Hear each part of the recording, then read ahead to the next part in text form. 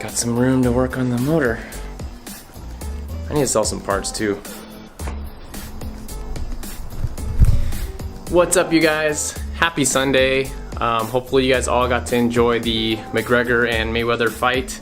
I had my reservations about the whole thing, and I have a couple more now even after the fight, but that's a whole nother channel. So yesterday I was able to clean up the garage, and so that way I can get everything ready. It was a huge mess just because one of my other garages I didn't want to have two, so I ended up moving everything over here. Made a whole huge mess obviously on this side, so but got it all cleaned up so I have space to work on the motor. I think it's time to get this build going here. I ended up selling my Porsche. Unfortunately, you know, I really didn't want to because I love that car, but I want to focus more on just my S13 and the Skyline. Having that third, actually that'd be my fourth car, it was just too much financially to keep paying insurance on that, and you know, I loved it. Maybe in the future I'll get something else, but it does give me more funds to get this project going, and obviously that's more important is this channel. So, but yeah, so first things first, I did stop at Harbor Freight to grab some stuff, and I went ahead and actually picked up, let me throw this away, I picked up a little stool, so that way it'll be easier to work on this, and you know, whenever I think it'll just be easier in general. Pretty much the motor is almost there. I'm gonna, before I bolt on the actual turbo and the hot side and get the intake ready, I want to get this out of the way here. So if you look, the oil pump is caked in old oil. So I'm gonna remove the timing belt, remove the, take this off completely, and I have a new gasket for it, and I'll clean it up, and yeah, obviously I want to clean it up and make sure it doesn't leak.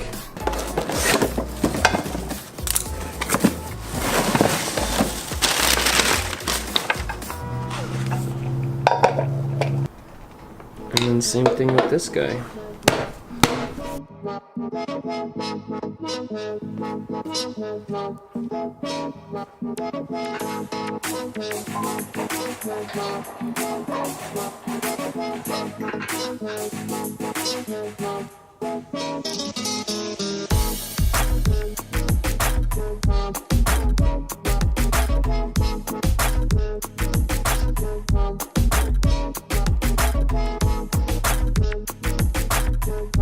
So when you guys are doing this, to remove the timing belt and obviously the tensioner and everything, first things first, you want to make sure you're top dead center. So there's going to be on each cam gear, there's going to be a little dot on one of the actual teeth.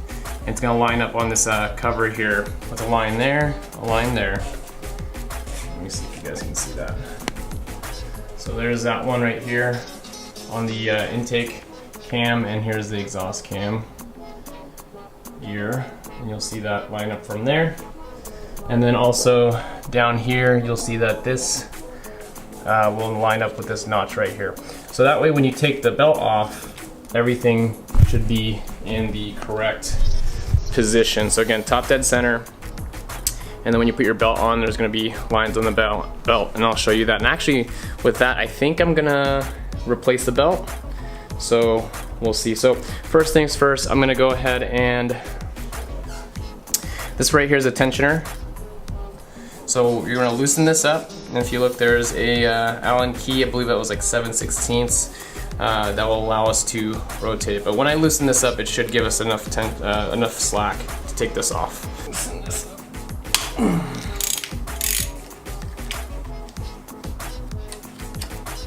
There we go. So it's actually a 5mm Allen key. So make sure when you're removing, oh, I should probably remove these. So make sure when you're removing the belt that you're not twisting anything, obviously off of their corresponding spots. So.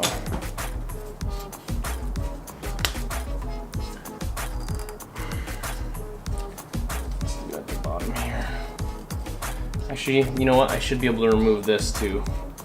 Let's get that off. So this one is a tensioner, and this one right here is just the, let's see here. So, and this pulley right here is just an idler pulley.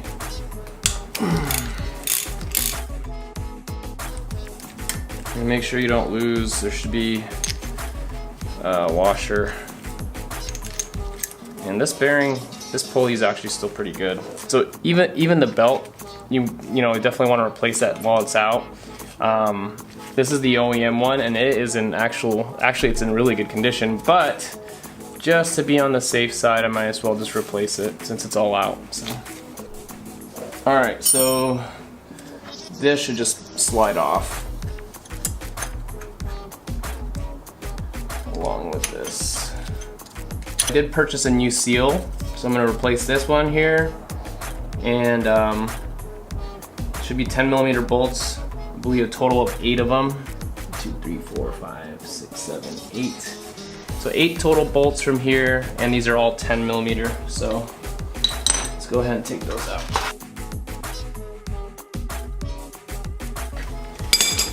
So usually what I do, you guys, I usually will take the bolts out and put them on the ground, kind of in the same order that they came in, so that way, because you can tell these ones will be the same.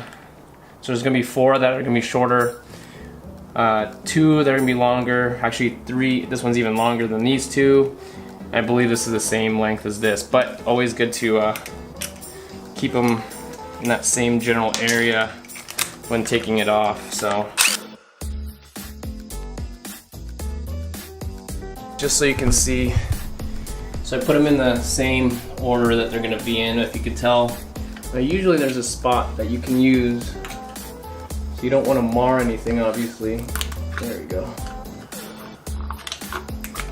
There we go. All right. So I'm gonna see if I can get this gasket off in one piece. Well, there goes that. So I couldn't find a blade, but I got a really sharp chisel, so that's been working, getting that all off. Just make sure to be careful not to, I mean, this is obviously an iron block, but it's not an aluminum block. But still, make sure you're not marring this or, you know, dinging it up or anything like that, because it'll give it a chance to leak later. So make sure you're being careful when you do that. Alright you guys, so I just got done using the very sharp chisel, and as you can see, it's a lot cleaner. It took a little bit just so I can get every little piece on there of that gasket off. So I'm going to take a little, you know, fine sandpaper and just go over it once more just to make sure.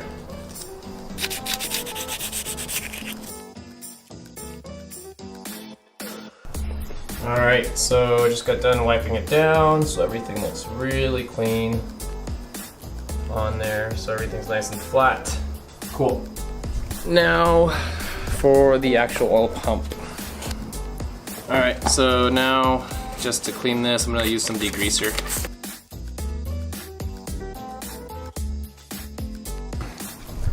But yeah, so once you get it all nice and soaked, it should look a little more like this. Way cleaner. Well, it's not perfect, but... So now I can replace the seal. And if you look, I cleaned it in there. Lightly sanded the edges too, just to make sure there's no more debris left. And so I'm going to replace that seal really quick, and we'll put it back on. Part number to replace the front oil seal is right here. So I'm going to get that out, put that back in, and I also have, this is the part number for the, alright, so I got the old seal out and in pieces, but came out nonetheless.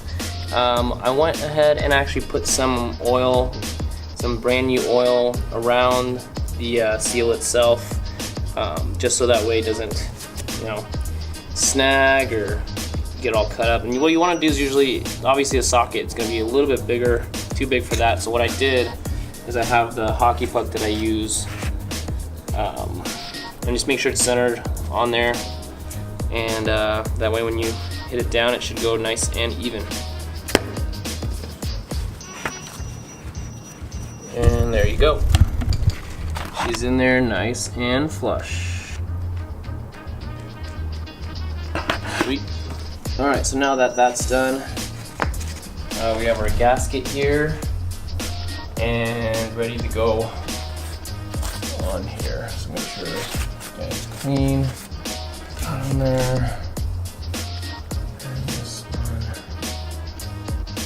here. So what you'll see is some notches on the sides of the actual crankshaft, and in here you'll see that it's obviously going to match there, and that's what spins the oil pump itself and creates oil pressure. So we got to make sure it's exactly up and down here.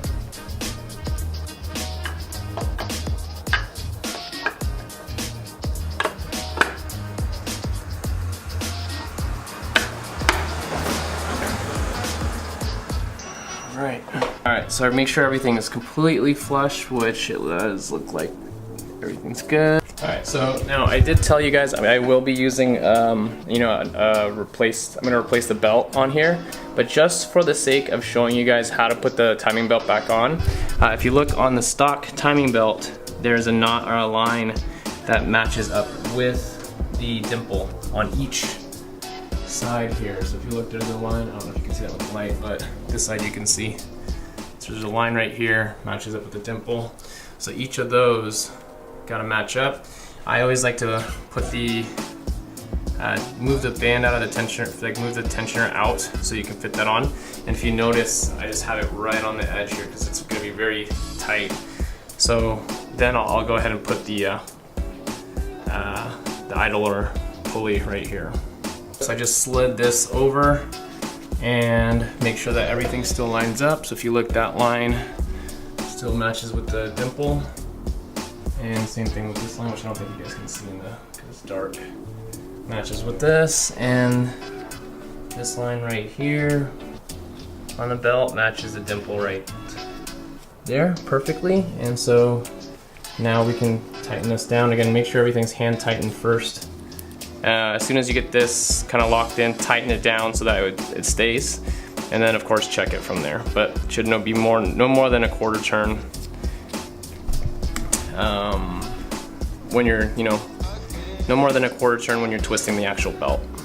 So I'm gonna do that really quick and we should be done.